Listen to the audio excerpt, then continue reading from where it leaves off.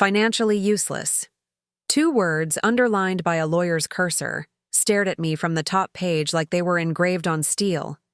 My hand hovered over the divorce packet, shaking just enough to make the text blur. Wife has demonstrated consistent financial incompetence and an inability to contribute meaningfully to the marriage. Daniel's voice wasn't in the room, but the sentence carried his smirk. Judith, 30. Founder of a lean software company in Palo Alto.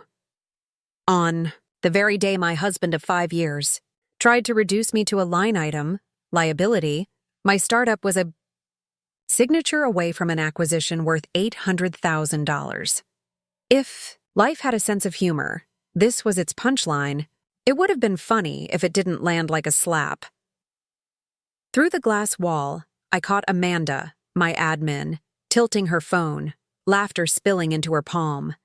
Lately she'd become upgraded, longer lunches, private calls, a rotating gallery of designer handbags and shoes that didn't match her paycheck. She'd become very curious too, asking about our valuation model, investor contacts, our timeline. Curiosity isn't a crime. But when it shows up in expensive heels, I pay attention. A soft chime pulled me back. Email from counsel. We're clear to close. My chest loosened. Our AI-powered market analysis platform, quietly built, quietly iterated, had passed every diligence test. I'd kept the deal silent not because I was hiding, but because I learned early. The loudest part of success is the work. Daniel never understood that. Your little project, he'd say, half joking, half dismissing, as if lines of code were craft projects and revenue was pretend. Real estate was where he found his oxygen. Flashy leads, can't-miss deals, a permanent treasure hunt for shortcuts. Meanwhile, I fed an algorithm and watched it learn to see patterns people miss. A knock on the frame. Judith? Amanda leaned in, polite smile secured. Daniel called. He'll be sending someone to pick up his things this weekend. Thanks, I said, voice even. As she turned, a diamond bracelet winked at me. Same style Daniel's mother gave me for our first anniversary. Not proof, just gravity. The kind that pulls scattered dots into constellations. I opened our secure folder and scrolled the permissions matrix. First thing tomorrow, revoke Amanda's access. Routine offboarding, anticipatory housekeeping. When you build in tech, you learn to plan for departures before they happen. The divorce papers waited like a dare. Irreconcilable differences. Quick resolution. And that Barb, financially useless. Imagine a man who'd never read a single spec sheet on my product calling me incompetent. On the day a $500,000+ deal crossed my screen. A calm settled over me, cool, surgical. Not rage. Not revenge. Clarity. Sometimes the smartest move isn't to rebut a lie. It's to let time write the correction in ink. 3 days later, I sat beneath a whalebone chandelier in my attorney's downtown office. 2 towers of paper, acquisition and dissolution. Signing one, then the other, felt like suturing the past while opening a new vein for the future. Ms. Kennedy, Barbara, my corporate counsel, said, sliding a final page toward me, to confirm, by not contesting and by keeping the sale confidential until close, Mr. Harrison has no claim on the business or proceeds. I thought back to 6 months ago, the creeping wrongness I couldn't name. Daniel's suddenly late nights. Amanda's pointed questions about investor lists. I hadn't hired a PI out of jealousy. I did it to guard the thing I'd spent years raising. The photos of quiet lunches didn't surprise me. The idea of corporate pickpocketing did. I understand, I said, signing. Daniel made his position clear. And that is? Barbara asked. I let my smile be small. I paused, letting the word turn once in the light. Financially useless. The acquisition team had insisted on absolute confidentiality until funds cleared. Even my own people didn't know yet. They would soon, along with the retention bonuses I'd bargained for like a mother bear, generous, fair, earned. Most of them would be thrilled. My phone buzzed. A text from my VP of Engineering. Amanda submitted her resignation. Effective immediately. Pursuing an exciting new opportunity. Right on time, I murmured. Barbara arched a brow. Problem? Expected, I said. Her credentials are already funneled through a monitored sandbox. If curiosity turns criminal, we'll see it. Back at the office, two devs whispered by the espresso machine. I didn't mean to listen, but some words find you. She said it's an exclusive fund, one said. Real estate backed. Guaranteed to double in months. A familiar heat crawled up my spine, the kind that shows up when greed dresses like genius. Of course, Daniel had always chased shimmer over substance. Amanda had always wanted a shortcut to shine. Perfect match. Perfect storm. I opened the final close checklist. Wire instructions, IP assignments, internal comms drafted but unsent. We were inches from the finish line I'd drawn in pencil years ago, when the product was a proof of concept and my office was a folding table. Closing hit on a Thursday that tasted like coffee and victory. My team squeezed into the kitchen. We popped champagne that came from a grocery aisle, not a vineyard. When I read the retention bonuses out loud, the room picked me up. Cheers, claps, the clatter of somebody thwacking a spoon against a mug. To Judith, Michael, our lead dev said, lifting his cup. The boss whose code whispered louder than other people's bragging. I laughed, maybe for the first time in months. Another buzz. Barbara again. Divorce finalized. He didn't contest. Congrats. Officially single and significantly wealthier. I was sliding the phone away when Tyler from accounting found me, eyes wide. You didn't hear this from me, he said, lowering his voice. But a friend at First Bay Bank says Daniel took out a huge loan against his properties. Liquidating everything. Says he's got an exclusive opportunity. Air quotes. Amanda told him she has inside knowledge of our proprietary trading algorithms. Cold clarity again. Amanda had only ever touched the interface, the showroom floor. The engine lived behind doors she never had keys to. But inside knowledge is a magic phrase for people who want belief more than proof. That's interesting, I said, and raised my plastic flute. I'm sure they know exactly what they're doing. Later, while packing my office into 2 bankers' boxes, I found a photo from a holiday party. Me, surrounded by engineers, mid-laugh. Daniel in the background, married to his phone. The picture felt like a confession. I dropped it in recycling and taped the lids shut. Tomorrow, we'd begin integration.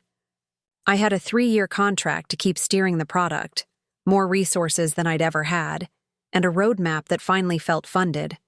In the garage, my phone lit one more time. FYI, Amanda bought a one-way to the Cayman Islands. Traveling solo. My old PI, efficient, thorough, relentless. I didn't respond. I drove home, poured a glass of wine, and watched the valley glow like a circuit board. People imagine revenge is loud, door slams, raised voices. But the truest version is quiet. You keep building, you rise. You let gravity handle anyone who jumped without looking. Somewhere out there, a man who labeled me financially useless had just bet his future on a story my secretary couldn't prove if her life depended on it. If you're into stories like this, subscribe for more twisty, true-to-life narrations. Comment below. What would you have done the moment you read those papers? And if you're hooked, hit like. It really helps the channel. The acquisition closed with the click of a button and the cheer of champagne glasses. But shadows move faster than signatures. 2 months into integration. My days blurred into boardrooms and strategy ducks. Our AI platform was scaling faster than anyone predicted. But then my phone lit with a call from Lisa, a former assistant from accounting. Judith. Have you seen the news? Her voice carried the kind of dread people save for funerals. I pulled up the local feed. Daniel's real estate office, once full of glossy brochures and faux confidence, was now swarmed by angry investors with picket signs. Fraud. Give us our money back. Familiar faces, colleagues, clients, glaring at the man who once called me incompetent. Lisa's whisper cracked in my ear. Apparently, they all bought into some exclusive investment fund. Promises of proprietary trading algorithms. Sound familiar? My jaw clenched. Amanda's fingerprints were all over this. She had used her title as my secretary to sprinkle credibility into Daniel's pitch. To them, she was the insider with tech knowledge, a woman with secret access to tools the public couldn't touch. A counterfeit built on proximity, and they fell for it. The next morning, my office door creaked open. A detective, badge gleaming. "Mrs. Harrison?" "It's Miss Kennedy now," I corrected, not missing a beat. He flipped open a notepad.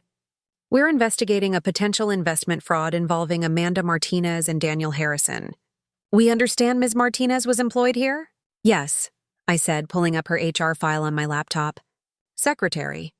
Basic administrative clearance. No access to proprietary code, none. And she resigned? 2 months ago. The same week my divorce finalized," he scribbled. "Are you aware she and Mr. Harrison have disappeared with approximately $3.2 million in investor funds?" My stomach didn't drop. It didn't even twitch. "No," I said calmly. "But I'm not surprised. Amanda was fascinated by our acquisition talks. She probably used that to convince people she knew more than she did." The detective squinted. "You seem very composed." I gestured toward the glass walls where my engineers hunched over monitors. "I'm running a legitimate company that just sold for nearly $1 million and is expanding globally. I don't have time to chase people who believe in fairy tales of easy money." He left with a folder. I returned to the future, but whispers kept finding me. At my morning cafe stop, 2 of Daniel's former colleagues sat behind me. Their words leaked out with the bitterness of betrayal. "He took everything," one muttered, voice breaking. "My retirement. My kids' college fund. Amanda showed us fake reports, said we were making 40% a month." His friend groaned. "We thought," because she worked at a tech company, she had some inside scoop. I paid for my latte and left without turning back. Barbara, my attorney, called that afternoon. "The FBI's involved now? They've traced shell companies across 7 states. Estimated losses, $5 million. Any sign of them?" The Cayman account was emptied 2 days after they landed. "They boarded a yacht. Surveillance lost them." She paused.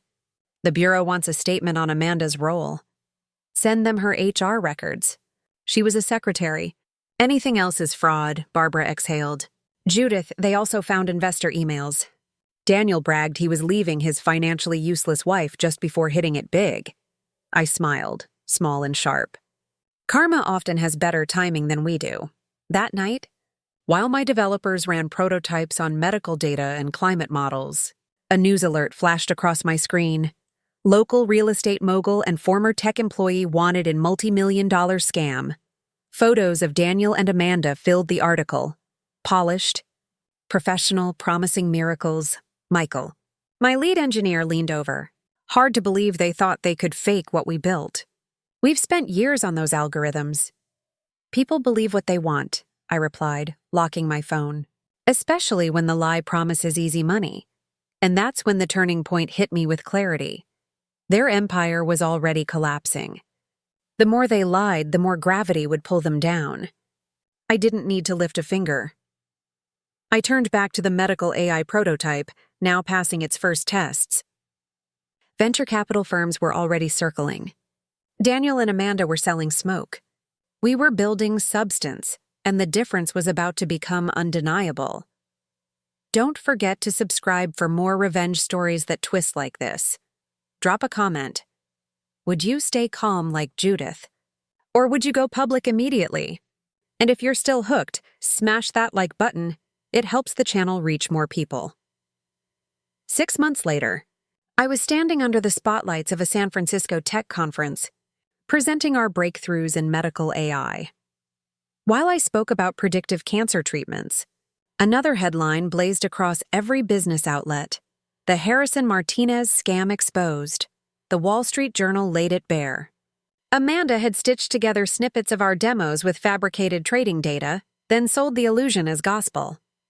Investors lined up to throw money into Daniel's fund, chasing the illusion of 40% monthly returns. Lies dressed as algorithms. When a Tech Weekly reporter cornered me after my keynote, I cut her off politely. "My only connection," I said steady, "is that I run the real company they tried to impersonate. We're building AI that helps doctors save lives, not fairy tales for fast money. Back at the hotel, the FBI's Financial Crimes Unit emailed, "Attempted server breaches traced to Daniel's account." After I'd revoked Amanda's access, he'd tried to steal our real code. Failed every time. My precautions had sealed every door before he reached for the knob. Barbara texted moments later. "They caught Daniel. Buenos Aires, fake passport." "No, Amanda. No money." I set the phone down. My VP of Ops knocked on the door. "Singapore team just cracked the climate modeling algorithm. They're ready to demo." "Set it up," I said. "The past can wait. The future can't." The next morning's news confirmed it. Amanda had vanished with nearly every stolen dollar. Daniel, abandoned, was facing extradition and federal charges. Weeks later, on stage at another conference, I spoke about ethics. Real innovation isn't measured in quick profits. It's measured in problems solved, lives improved. That very day, our medical AI won Innovation of the Year. The irony wasn't lost. While Daniel faced prison intake, my team stood applauded. A year later, I sat in the courtroom for his sentencing. Daniel looked older than 35. Confidence eroded into gray defeat. The judge's voice carried no mercy. 12 years for wire fraud, investment fraud, and conspiracy. I didn't stay for the cuffs.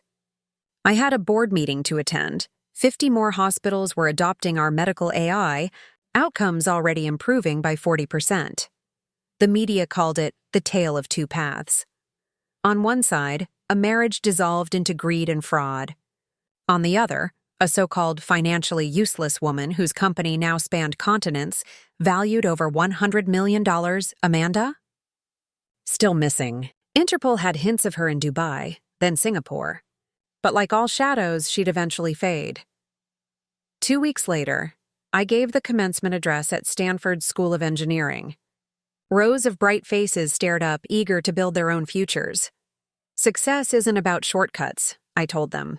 "It's about courage, integrity, and creating something real. The world is full of people chasing quick wins. Be the ones who build what lasts." Afterward, a graduate approached me shyly. "It must feel satisfying," she said, "to see your ex and former secretary fall the way they did." I thought about it for a long second. Actually, I was too busy building to notice their collapse. They chose their path. I chose mine. That evening, as I walked through the 3 floors of our Palo Alto headquarters, 200 employees, global projects, technologies saving lives, I felt the quiet truth humming in my bones. Daniel once called me financially useless, but the only thing useless is chasing shadows. The best revenge isn't revenge at all. It's building something meaningful, while the ones who underestimated you get swallowed by their own greed. If you loved this ending, subscribe for more powerful revenge stories. Comment below, do you think Amanda will ever be caught, or did she escape forever? And if this story inspired you, don't forget to like this video. It helps us bring you more.